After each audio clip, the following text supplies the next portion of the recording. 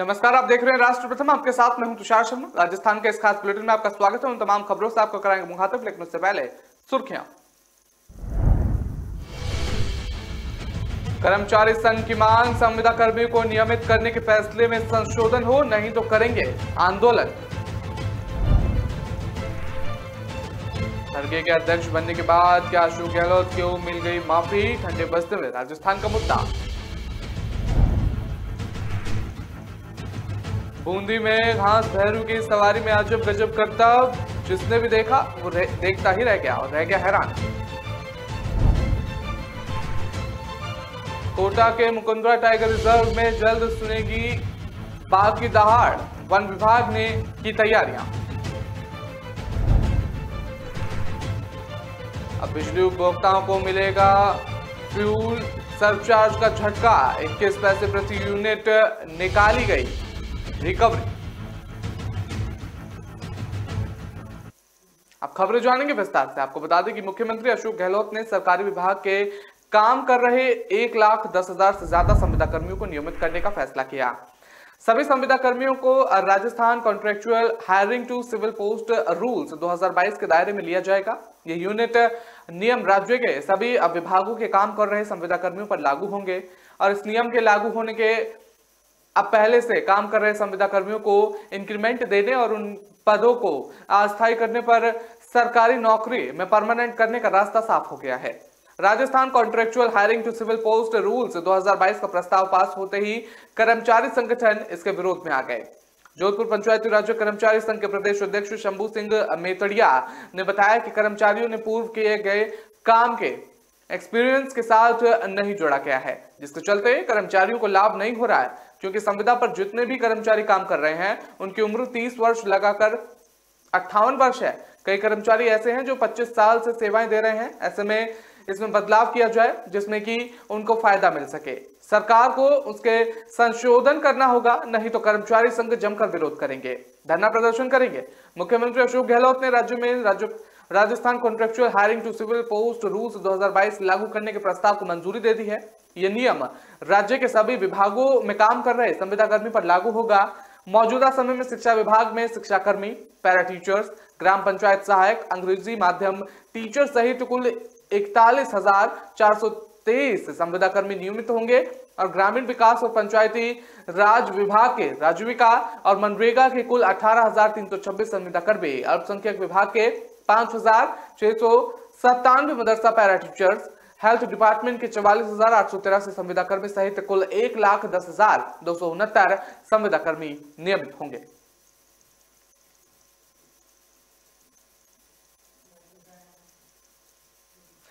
कांग्रेस को नया अध्यक्ष बनने के बाद से ही नवनिर्वाचित अध्यक्ष मल्लिकार्जुन खड़गे के सम्मान और सामने कई बड़ी चुनौतियां आई हैं और इसकी सबसे बड़ी चुनौती के रूप में राजस्थान की राजनीतिक हलचल को देखा जा रहा है। और ऐसे में कयास लगाए जा रहे थे कि अध्यक्ष बनते ही खड़गे राजस्थान को लेकर कोई बड़ा फैसला ले सकते हैं, लेकिन अब जो खबर सामने आ रही है वो इस पूरी तरह से इससे उलटी है और सूत्रों ने बताया है कि फिलहाल खड़गे अब ऐसा कोई कदम नहीं उठा रहे हैं। इस खबर के बाद से कई तरह के सवाल उठ रहे हैं, जिसमें सबसे बड़ा सवाल यही है कि क्या अशोक गहलोत की कुर्सी पर से खतरा टल गया है। दरअसल कांग्रेस अध्यक्ष पद के चुनाव से पहले जयपुर में जो कुछ हुआ उसके बाद अटकलें लगाए जा रहे थे। अध्यक्ष बनते ही खड़गे कोई बड़ा फैसला लेंगे। अब इन अटकलों पर फिलहाल विराम लग गया है। माना जा रहा है कि खड़गे गहलोत को हटाने के पक्ष में नहीं है। इसका यही मतलब है कि बगावत की रणनीति बनाने वाले अशोक गहलोत के करीबियों पर फिलहाल कार्रवाई करने का कोई इरादा नहीं है।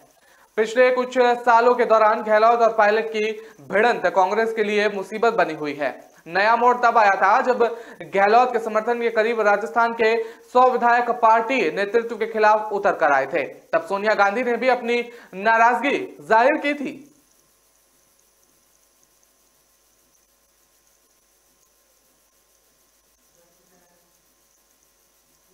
बूंदी जिले के बड़ौदिया, ठिकरदा, नैनवा और देई कस्बे में रियासत अकाली परंपरा के तहत बाबा घास भैरू की सवारी निकाली गई और सवारी में हजारों की तादाद में भक्तों का जमावड़ा रहा और इस दौरान कलाकारों ने अपने बेहतरीन करतब भी दिखाए। इसे देखते ही लोगों की आंखें ठहर गईं और कहीं कांच के गिलास सुनमा आकार पर कार खड़ी है तो कहीं हवा में मोटरसाइकिल एक छोटे से पाइप पर बिना स्टैंड के खड़ी है। यही नहीं, ऐसे कई आश्चर्यचकित करने वाले कारनामे यहां देखने को मिले। और रियायत काल से देई कस्बे में भाई दूज के दिन बाबा घास भेरू की सवारी निकाली जाती है। इस बार भी घास भेरू के स्थानक से पूजा अर्चना के बाद सवारी शुरू हुई। इसमें सवारी के दौरान भक्तों ने परंपरा अनुसार बाबा को जगह जगह पर भोग लगाया। वहीं मान्यता के अनुसार छोटे बच्चों को बीमारियों से बचाव के लिए घास भेरू से जुड़ी के नीचे निकाला गया। और हर साल की तरह शीतला माता मंदिर पर बाबा के मिलन की परंपरा निभाई गई। यहाँ पहली बार अजीबोगरीब नजारा सामने आया। बाबा के मिलन के दौरान जब तक बाबा की प्रतिमा रुकी रही तब तक बाबा के सामने सड़क पर कीचड़ और पानी होने के बाद भी बिना किसी रसायन के अचानक आग जलती रही, जो मैं लोगों में चर्चा का विषय बनी रही। बता दें कि भैरू बाबा की सवारी में बैलों के द्वारा बाबा को नगर ग्रामीण करवाने के लिए लोगों में बैलों को जोतने की भारी कशमकश चलती रही। और यहाँ बैलों को चमकाने के लिए सवारी के दौरान लोगों द्वारा जमकर पटाखे फेंके गए। और लेकिन मान्यता के अनुसार सवारी के दौरान बाबा के आशीर्वाद से पटाखों से बैलों को एक खरोंच तक नहीं लगती। और खास भैरू की सवारी में ग्रामीणों ने बड़े उत्साह के साथ भाग भी लिया।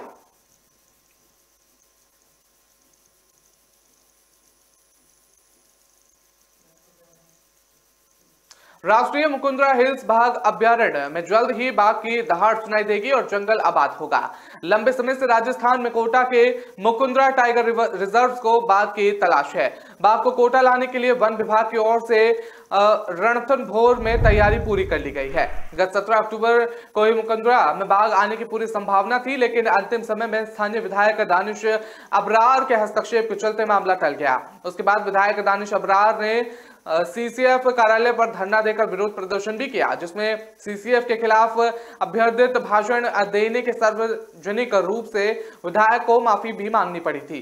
विधायक दानिश अबरार को और सीसीएफ और फील्ड डायरेक्टरेट सेडूराम यादव के बीच काफी नोकझोंक भी हुई थी। और इस घटनाक्रम की रिपोर्ट राज्य सरकार के स्तर पर जाने के बाद सरकार ने मुकुंदरा में बाघ भेजने के आदेश फिर से जारी कर दिया। इसके बाद वन विभाग की ओर से दोबारा डायरेक्टर्स की 3 सदस्यीय कमेटी और टीम को भी तैनात कर दिया गया। जैसे ही बाघ आए और टीम उसे ट्रैंकुलाइज कर आवश्यक चिकित्सा परिणाम कर मुकुंदरा के लिए रवाना हो गई और मुकुंदरा टाइगर रिजर्व में फिर बाघ आने की उम्मीद जताई जा रही है। वन विभाग की ओर से तैयारियां पूरी कर ली गई हैं। जैसे ही बाघ वहां पहुंचेंगे और तत्काल ये मुकुंदरा के लिए लाया जाएगा। बता दें कि इस मामले में विधायक संदीप शर्मा ने भी वन मंत्री को पत्र लिखा था और जल्द से जल्द मुकुंदरा में बाघ को शिफ्ट कराने की मांग की गई थी। इसी तरह विधायक भरत सिंह ने भी वन विभाग के अधिकारियों से बात कर मुकुंदरा के बाघ शिफ्टिंग में आ रही समस्या की जानकारी ली और जल्द बाघ शिफ्ट कराने की बात कही थी। कोटा के मुकुंदरा टाइगर रिजर्व के लिए रणबोर और फलोदी रेंज में चयनित किए गए बाघ T110 को जल्द ही मुकुंदरा में शिफ्ट किया जाएगा। इसके लिए तैयारियां भी जोरों शोरों पर चल रही हैं। और बता दें वहीं दिवाली के चलते सर्चिंग भी रुकी हुई है। अब वन विभाग की टीम दीपावली निकलने के बाद फिर से सर्च अभियान शुरू कर रही है।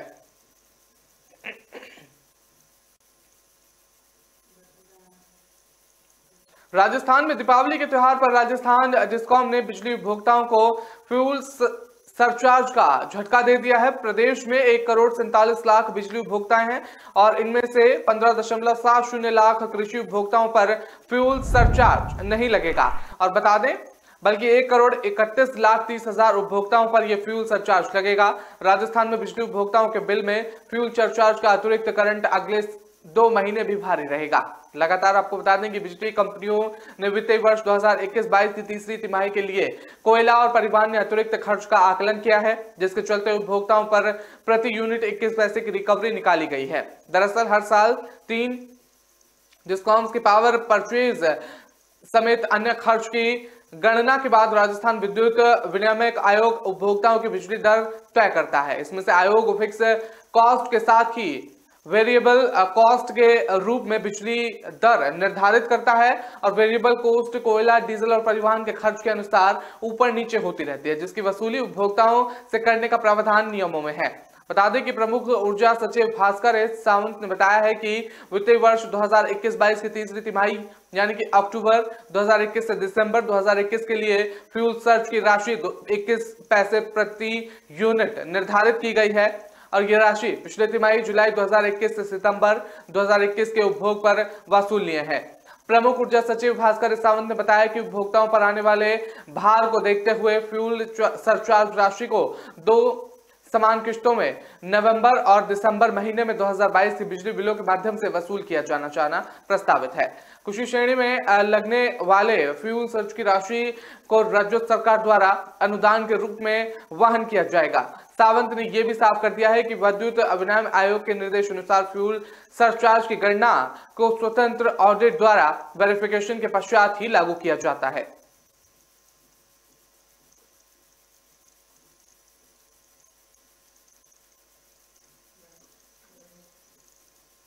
फिलहाल वक्त तो चला एक छोटे से ब्रेक का। खबरों का सिलसिला लगातार जारी रहेगा।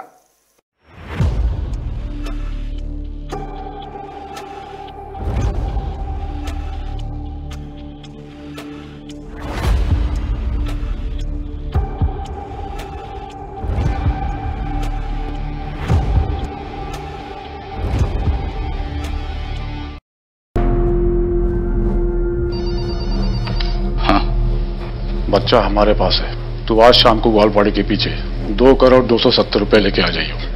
2,270? वो ऑटो डबल भाड़ा मांगता है, कहता है रिटर्न सवारी नहीं मिलती। रैपिडो ऑटो ट्राई कीजिए ना इस बार, सबसे किफायती भी है और घर तक पिकअप भी कर लेगा। सब कुछ ऐप पर है। Rapido auto, forget meter, enjoy every kilometre.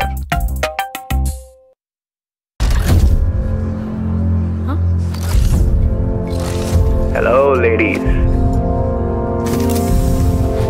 नील, मेरी चांद के लिए चांद का टुकड़ा।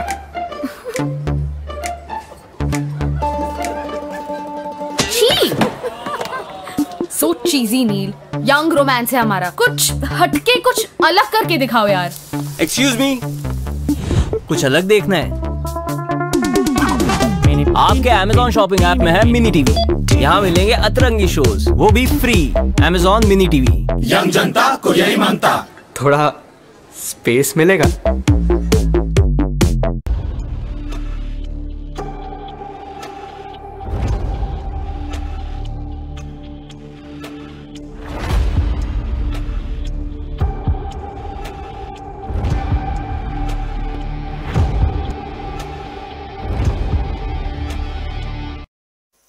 ब्रेक में आपका स्वागत शुरू करते हैं अगली खबर का। आपको बता दें कि राहुल गांधी की 7 सितंबर को कन्याकुमारी से शुरू हुई भारत जोड़ो यात्रा दिसंबर के महीने में गुजरात से झलवाड़ा के रास्ते राजस्थान में प्रवेश करेगी। राजस्थान के विभिन्न जिलों में 21 दिन तक भारत जोड़ो यात्रा चलेगी। उसके बाद दिल्ली के रास्ते कश्मीर रवाना होगी। कांग्रेस की भारत जोड़ो यात्रा में कुल 117 कांग्रेस के नेता भाग लेंगे, जिनमें से राजस्थान के भी 4 नेता शामिल होंगे। जानकारी के मुताबिक आपको बता दें कि भारत जोड़ो यात्रा राजस्थान के झालावाड़, कोटा, दौसा और अलवर जिले से होकर गुजरेगी। राजस्थान में राहुल गांधी की भारत जोड़ो यात्रा अपना कितना असर दिखा पाएगी, ये देखने वाली बात होगी, क्योंकि राजस्थान का सियासी घमासान किसी से भी छुपा नहीं है। मुख्यमंत्री की सीट से लेकर सचिन पायलट और अशोक गहलोत के बीच की लड़ाई को भारत जोड़ो यात्रा मिटा पाएगी या नहीं, इस पर सवाल सबके जहन में है।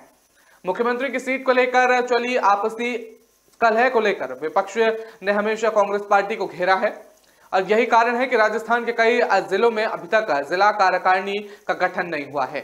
कांग्रेस में कई वर्षों से जिला अध्यक्ष, ब्लॉक अध्यक्ष के पद खाली हैं। 2023 का चुनाव कैसे और किसके नेतृत्व में लड़ा जाएगा, इसका फैसला अभी हाईकमान को करना है। सवाल है कि क्या कांग्रेस पार्टी के राष्ट्रीय अध्यक्ष मल्लिकार्जुन खड़गे पायलट और अशोक गहलोत के गुत्थी को सुलझा पाएंगे, और उनके सामने राजस्थान के सियासी घमासान को सुलझाने की एक बड़ी चुनौती है।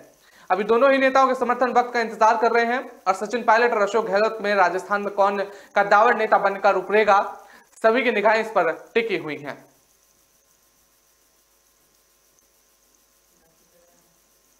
राष्ट्रीय मानव अधिकार आयोग ने राजस्थान सरकार को एक नोटिस जारी किया।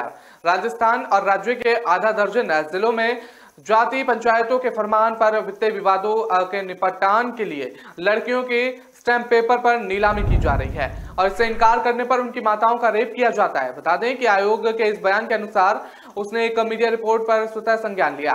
बयान के मुताबिक राजस्थान के मुख्य सचिव और राज्य के पुलिस महानिदेशक को 4 सप्ताह के भीतर आयोग को जवाब देने के लिए कहा गया।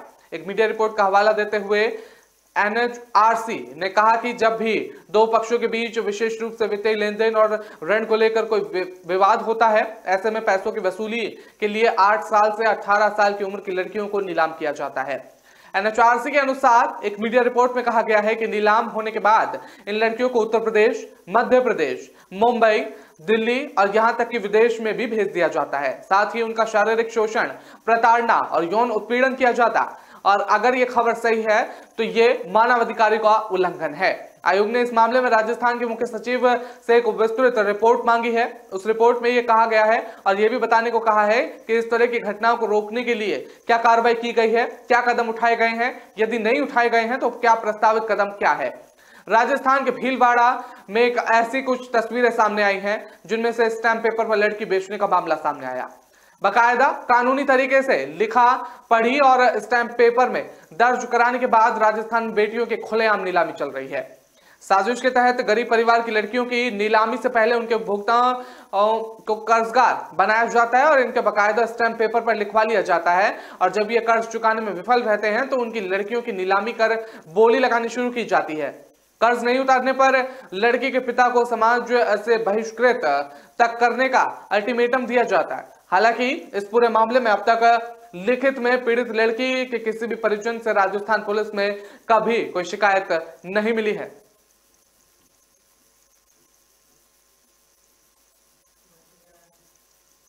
कोटा रेलवे स्टेशन को वर्ल्ड क्लास बनाए जाने की कवायद शुरू की कर दी है। बता दें यहां पर एयरपोर्ट की तर्ज पर नई व्यवस्था देखने को मिलेगी। यात्री सुविधा का बेहतरीन तरीके से विस्तार होगा, पार्किंग की समस्या का समाधान होगा। इसी के साथ ही व्यवस्था ऐसी होगी कि नजरें ठहरी जाएंगी। और बता दें आने वाले 30 महीनों के भीतर कोटा का रेलवे स्टेशन वर्ल्ड क्लास रूप में नजर आएगा। यही अत्याधुनिक सुविधा के साथ आकर्षक लुक भी होगा जो आने वाले यात्रियों के मन में प्रसन्न कर देगा। इस स्टेशन के विकास पर 228.83 करोड़ रुपए खर्च होंगे। इस कार्य में प्लेटफॉर्म नंबर 1 से और 4 के बाहरी क्षेत्र का भी विकास होगा। प्लेटफॉर्म नंबर 4 के बाहरी क्षेत्र के विकास के लिए सालों से बने हुए रेलवे इंस्टीट्यूट और सामुदायिक भवन को भी हटाया जाएगा। इसी के चलते रेलवे इंस्टीट्यूट की शादी समारोह की एडवांस बुकिंग भी बंद कर दी गई है। देश में 199 स्टेशनों के विकास योजना पर काम चल रहा है। इनमें से कई स्टेशनों के लिए टेंडर जारी कर दिया गया है। बाकी स्टेशनों के लिए मास्टर प्लान और डिजाइन का काम लगातार चल रहा है। 32 स्टेशनों पर तेजी से काम चल रहा है। पश्चिम मध्य रेल और इस योजना के तहत कोटा और डकनिया तालाब स्टेशनों पर पुनर्विकास किया जा रहा है। कोटा और डकनिया तालाब स्टेशन के लिए टेंडर जारी कर दिए गए हैं। स्टेशन के पुनर्विकास का काम 24 महीने अर्थात अक्टूबर 2024 में पूरा कर लिया जाएगा और कोटा स्टेशन के पुनर्विकास का काम 30 महीने अर्थात अप्रैल 2025 तक पूरा कर लिया जाएगा।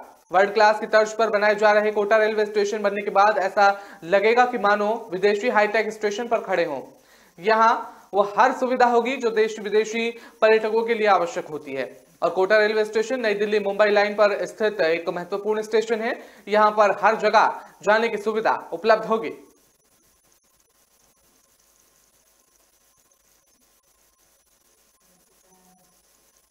राजस्थान के कार्मिक विभाग ने 30 IAS अधिकारियों के तबादले का आदेश जारी कर दिया है। इन तबादलों का असर सचिवालय से लेकर जिला कलेक्ट्रेट तक होगा। जिन अधिकारियों के तबादले हुए हैं उनमें से IAS 3 डाबी के पति प्रदेश के गवाड़े का भी नाम शामिल है। बता दें उन्हें उपनिवेश विभाग बीकानेर का आयुक्त बनाया गया है। इसके अलावा नवीन महाजन को भी लोक निर्माण विभाग के प्रमुख शासन सचिव के पद से हटाकर अध्यक्ष राजस्थान प्रदूषण नियंत्रण मंडल के पद पर भेज दिया गया है। उनकी जगह स्वास्थ्य विभाग के प्रमुख शासन सचिव वैभव लेंगे। और मुख्यमंत्री अशोक गहलोत ने मेडिकल कॉलेज के प्रचारों की बैठक ली थी। इसमें उन्होंने प्रदेश की खराब सड़कों और अस्पतालों में गंदगी होने पर उन्होंने नवीन महाजन और वैभव को कामकाज पर अप्रसन्नता जताई थी और इस बैठक के बाद सरकार ने इन दोनों अधिकारियों का तबादला कर दिया। और बता दें कि रुक्मिणी अरियार को श्रीनगर के कलेक्टर पद से हटाकर हनुमानगढ़ का कलेक्टर बना दिया गया। इसी तरह लक्ष्मी नारायण मंत्री को माध्यमिक शिक्षा बोर्ड के प्रशासक के पद से हटाकर डूंगरपुर का कलेक्टर बनाया गया। सौरभ स्वामी को प्रतापगढ़ के कलेक्टर पद से हटाकर श्रीनगर का कलेक्टर बना दिया गया है।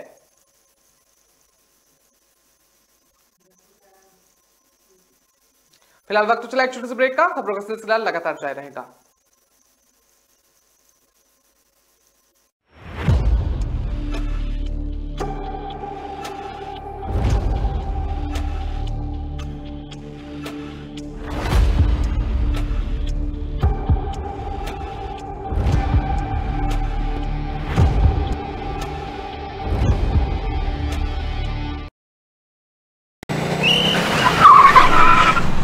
मस्त मास्क पहना रे तूने। Thank you sir. वो जान बचाने के लिए पहनना पड़ता है ना सर। रेडीमेड है या टेलर मेड है? ऑनलाइन ऑर्डर किया है सर। एक और है क्या? है ना सर। देना। बहुत मस्त लगे आपको। ये ना सर। सर ना भाई, जान बचाने के लिए बाइक चलाते वक्त सिर्फ खोपड़े पे मास्क पहनेगा तो खोपड़े को कौन बचाएगा? समझ गया सर। हेलमेट ऑनलाइन ऑर्डर कर, वरना हमेशा के लिए ऑफलाइन हो सकता है। Okay sir. ये ले। चल हम ये भी ऑनलाइन भर दे। हेलमेट पहने, ट्रैफिक नियमों का पालन करे, जिंदगी के सफर को सुरक्षित रखे।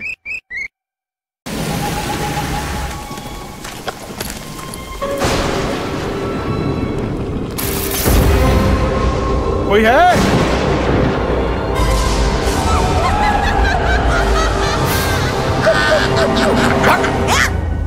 ऐसे डराते हैं? वही अरे लाइट्स ऑन ऑफ कौन करता है यार? कुछ नया करो, अनएक्सपेक्टेड करो, देखने में भी अच्छा लगेगा ना। एग्री। एक्सक्यूज मी, कुछ अनएक्सपेक्टेड देखना है? आपके Amazon शॉपिंग ऐप में है मिनी टीवी। यहाँ मिलेंगे अतरंगी शोज, वो भी free. Amazon mini TV, young जनता को यही मानता है ना। ये अद्भुत।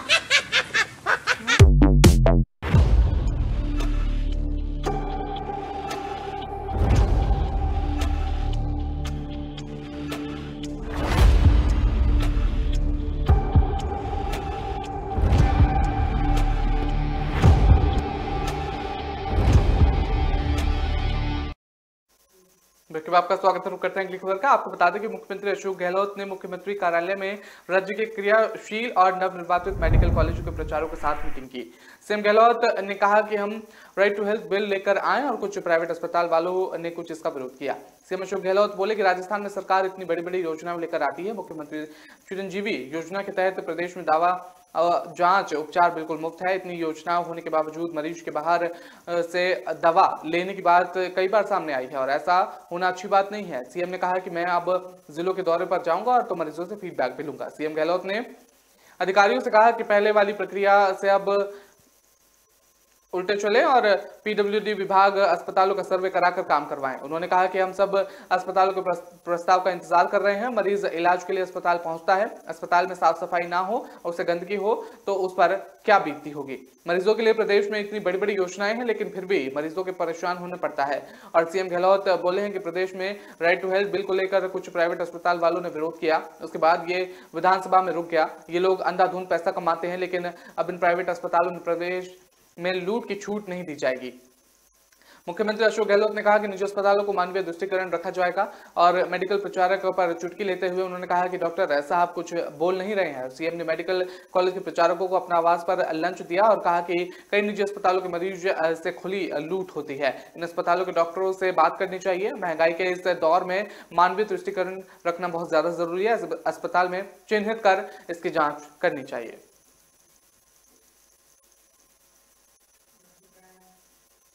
राजस्थान में चल रही सियासी हलचल के बीच गहलोत सरकार ने 1989 बेंच के आईपीएस उमेश मिश्रा को नया डीजीपी बना दिया है। और बता दें कि रात 12 बजे के बाद कार्मिक विभाग की ओर से आदेश जारी कर दिया गया था। गहलोत सरकार के लिए डीजीपी की नियुक्ति बेहद अहम मानी जा रही है।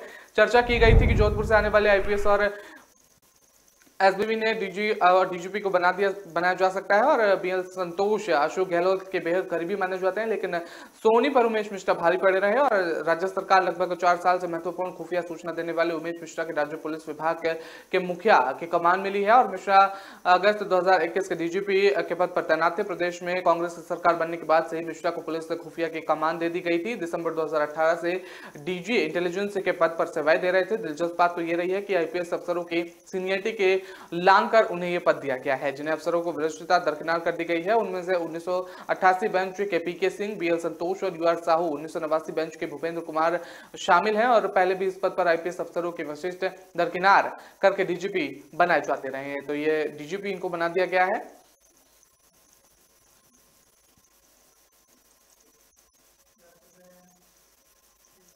कोरोना महामारी के दौरान वायरस के संक्रमण की रोकथाम को लेकर राजस्थान भीलवाड़ा मॉडल की देश भर में तारीफ की गई और अब इस भीलवाड़ा जिले के सबसे बड़े ए श्रेणी के महात्मा गांधी अस्पताल में अव्यवस्थाओं का आलम ऐसा है कि एक नवजात बच्चे की जान चली गई तो गंभीर रूप से झुलस गया।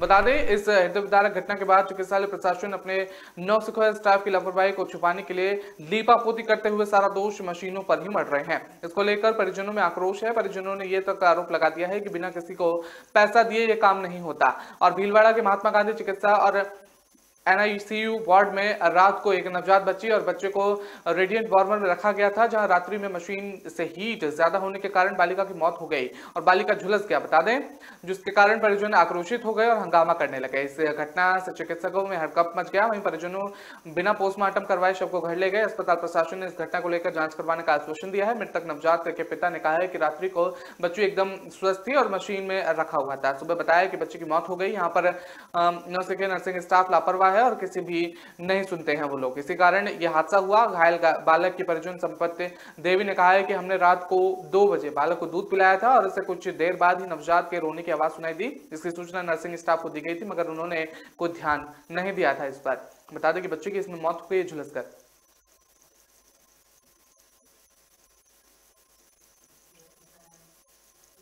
राजस्थान में आने वाले विधानसभा चुनाव की सरगर्मियां तेज हो गई हैं। ऐसे में हर वर्ग से मांग उठ रही है कि राजस्थान के युवाओं की चल रही भर्तियों की मांग पर युवक द्वारा तकनीकी शिक्षा राज्य मंत्री सुभाष गर्ग से पूछे गए सवाल पर गर्ग के बयान पर एक वीडियो वायरल हुआ है। इसमें युवक अपनी मांग की बात कर रहा है तो सुभाष गर्ग जवाब दे रहे हैं कि सीएम ने घोषणा की तो क्या लड्डू मिल जाएंगे, और जबकि इन्हें भर्तियों को लेकर सैकड़ों युवक गुजरात में प्रदर्शन कर रहे हैं। खास बात यह रही है कि सरकार के ही ऊर्जा मंत्री भंवर सिंह भाटी ने युवकों की मांग पर सीएम गहलोत से मुलाकात कराने का दिया और सरकार के ही दूसरे मंत्री इस प्रकार की बात कर रहे हैं।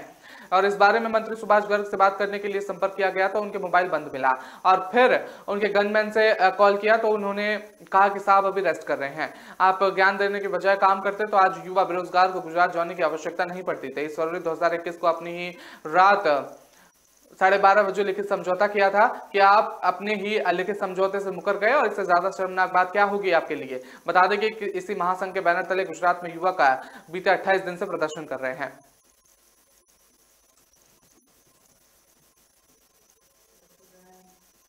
अपनी 20 सूत्रीय मांगों को लेकर गुजरात में 28 दिन से प्रदर्शन कर रहे युवा राजस्थान के सैकड़ों युवाओं ने राजस्थान के ऊर्जा मंत्री भंवर सिंह भाटी से मुलाकात की। इस मुलाकात में मंत्री भंवर सिंह भाटी ने युवाओं को प्रतिनिधिमंडल का मुख्यमंत्री अशोक गहलोत से मुलाकात कराने का वादा किया।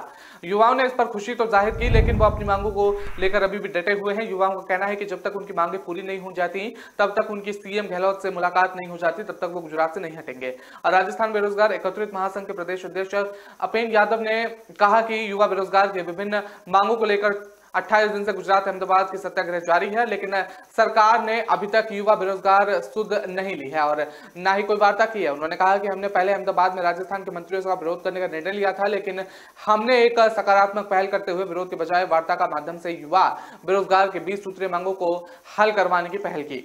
उसी पहल के तहत अहमदाबाद के विशिष्ट अतिथि गृह में ऊर्जा मंत्री भंवर सिंह भाटी से मुलाकात की और युवा बेरोजगार की मांगों को पूरी करवाने और मुख्यमंत्री से वार्ता कराने की मांग रखी। मंत्री भाटी ने मुख्यमंत्री से बात करके युवा बेरोजगार की मांगों का जल्द निस्तारण करवाने और मुख्यमंत्री से युवा बेरोजगार के प्रतिनिधि मंडल की वार्ता कराने का आश्वासन दिया।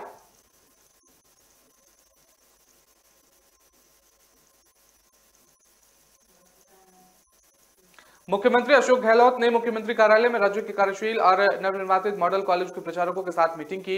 अशोक गहलोत ने कहा कि राइट टू हेल्थ बिल लेकर आए, कुछ प्राइवेट अस्पताल वालों ने इसका विरोध किया। सीएम अशोक गहलोत ने कहा कि राजस्थान में सरकार इतनी बड़ी बड़ी योजनाएं लेकर आती है। मुख्यमंत्री की जो योजना है उसके तहत प्रदेश में दवा जांच उपचार बिल्कुल मुफ्त है। इतनी बड़ी योजना के होने के बावजूद भी मरीजों को भारी परेशानी का सामना करना पड़ता है, उन्हें दवा बाहर से लेकर आनी पड़ती है। उन्होंने कहा कि मैं जब जिले के दौरे पर जाऊंगा तो मरीजों से जरूर फीडबैक लूंगा। सीएम गहलोत ने अधिकारी से कहा कि पहले वाली प्रक्रिया अब उल्टी चले और पीडब्ल्यू विभाग के अस्पतालों का सर्वे करवाकर वो मंगवाए। अस्पतालों के प्रस्ताव का इंतजार नहीं करना चाहिए। मरीज इलाज के लिए अस्पताल पहुंचता है तो अस्पताल में साफ सफाई ना हो तो मरीज को कितनी परेशानी का सामना करना पड़ता है। तो बता दें, ये बिल का विरोध किया गया है और सीएम ने इसकी बैठक भी ली है। इन लोगों को कुछ तो आगे आना चाहिए और प्राइवेट अस्पतालों में अब ये मामला सामने आया जिसका इन्होंने विरोध किया था राइट टू बिल का, और उन्होंने कहा था प्राइवेट अस्पतालों को लूट मची हुई है और इन लोगों ने पीजी में 1 करोड़ तो 2 करोड़ पता नहीं कितने पैसे लगाए हैं। निजी मेडिकल कॉलेज खुल रहे हैं या रुपए कमा रहे हैं, तो सीधे तौर पर वो प्राइवेट अस्पतालों पर निशाना साधते हुए नजर आए। तो फिलहाल इस बुलेटिन में इतना ही, मुझे दीजिए इजाजत, नमस्कार।